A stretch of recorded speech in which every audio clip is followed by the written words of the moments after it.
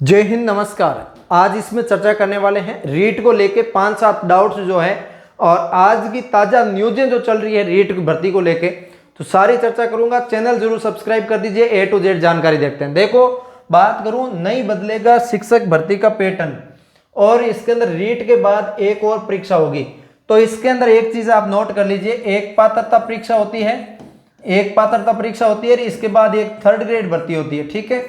और पात्रता परीक्षा को आप रीट परी बोलते हैं, रीट परी, ठीक है। इसी हिसाब से आप थर्ड ग्रेड जो आपकी भर्ती है, थर्ड ग्रेड भर्ती को आप रीट मेंस भी बोलते हैं, लेकिन रीट मेंस ऐसा नाम लिखित के रूप में आपके कहीं नहीं मिलेगा। इसकी वजह से इसके अंदर एक और परीक्षा होगी, वो आपकी थर्ड ग्रेड की होने वाली। एक कंफ्यूजन खत्म हो गया होगा आपका। और इसके अंदर इसकी डेट अभी तक आई नहीं है, जैसे ही आएगी हम आपको इंफॉर्मेशन कर देंगे।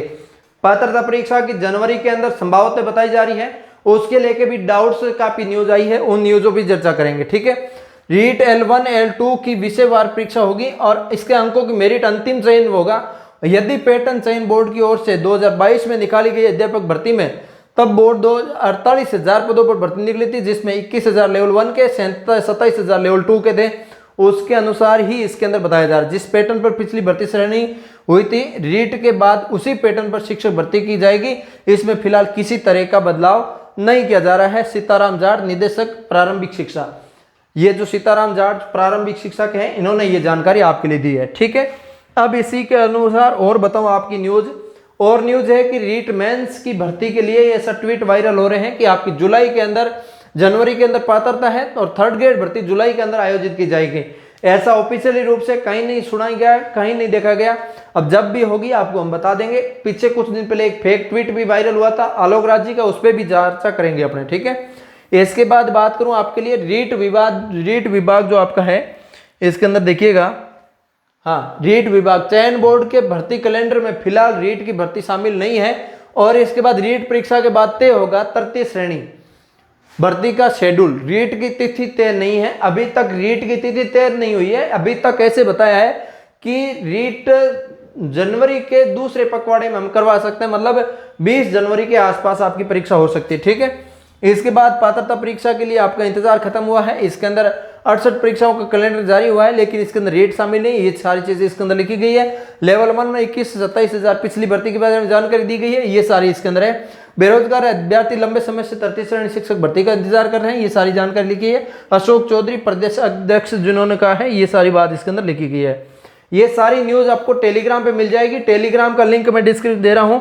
OR जाट नाम से टेलीग्राम चैनल है, वेरीफाइड अकाउंट है, आप जाके ज्वाइन कर लेना। इसके अंदर आपको डेली क्विज मिलती है, इंपॉर्टेंट आपको जो भी न्यूज होती है वो मिलती है। इसके अलावा इसके अंदर किसी प्रकार का कोई नहीं भेजा जाता।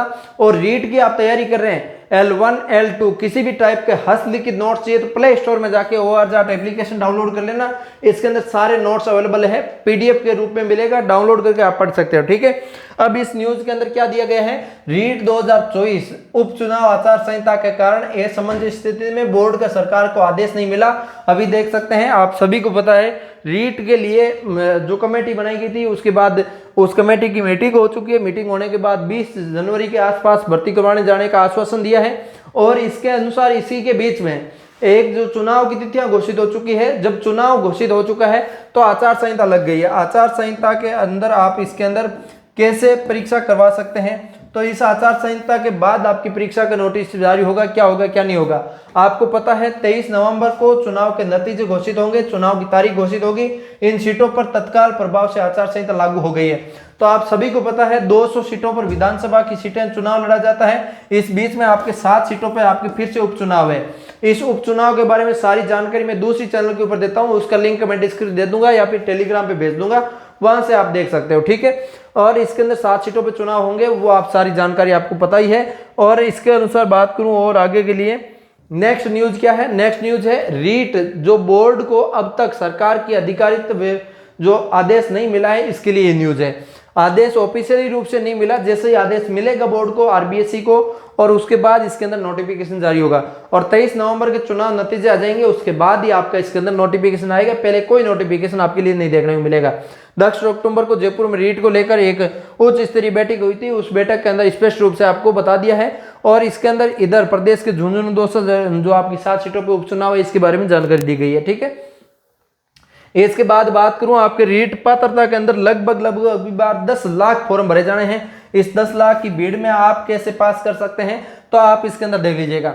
बोर्ड ने 23 और 24 जुलाई को ली थी रीट परीक्षा 2022 में, और 29 सितंबर की शाम 5 बजे रिजल्ट जारी कर दिया। लेवल 2 की परीक्षा में 11,55,904 कैंडिडेट बैठे थे और पात्र घोषित किए गए थे। परिणाम 52.19% रहा था। रीट लेवल 1 के लिए 3,20,000 परिणाम शामिल हुए थे, इनमें से 2,03,000 पात्र घोषित हुए थे।